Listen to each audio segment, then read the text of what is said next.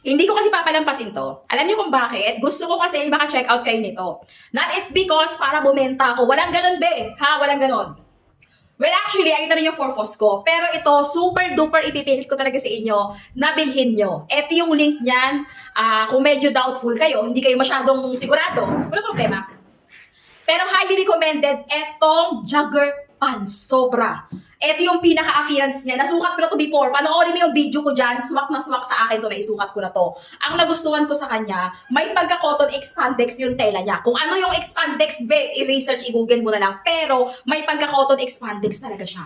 Ang nagustuhan ko, alam niyo kung bakit? Yung lagi kong sinasabi sa aking mga videos before, kailangan pag bibili kayo ng apparel, triple or doble ang tahi. Kung hindi man maging doble, kailangan triple. Or kung hindi man maging triple, kailangan maging doble. Triple ang tahi nito, guys. Yung mismong nasa bewang, triple. Tapos yung mismong nasa laylayan, doble. Eh yung mismong nasa laylayan, mga pangga, pakita ko sa inyo. Dobleng-doble yung mismong nasa laylayan. Tapos, 100 plus lang to. 120 to 129 lang.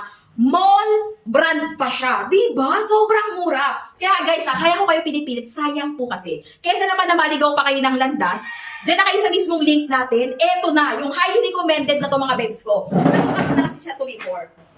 So, ayan yan. May mga sizes yan. Unisex to ha. Unisex to. Pero bet na bet ko talaga tong tela na to. Sobra. Very friendly talaga tong tela na to. Good as good talaga. Eto ha. Eto. Walang halong joke or etchos. Once na mag-check out ka dyan sa link ko at na-receive mo yung product, hindi ka satisfied. Kung pakiramdam mo, suot-suot mo na siya, pangit ka pa rin, balik mo na lang sa akin. Kasi highly recommended to. Gwagwapo ka talaga dito, promise. Yes na yes. Legit na legit, babe. Popogi ka dito. Kasi mukhang mamahalin talaga yung product na to. Literal.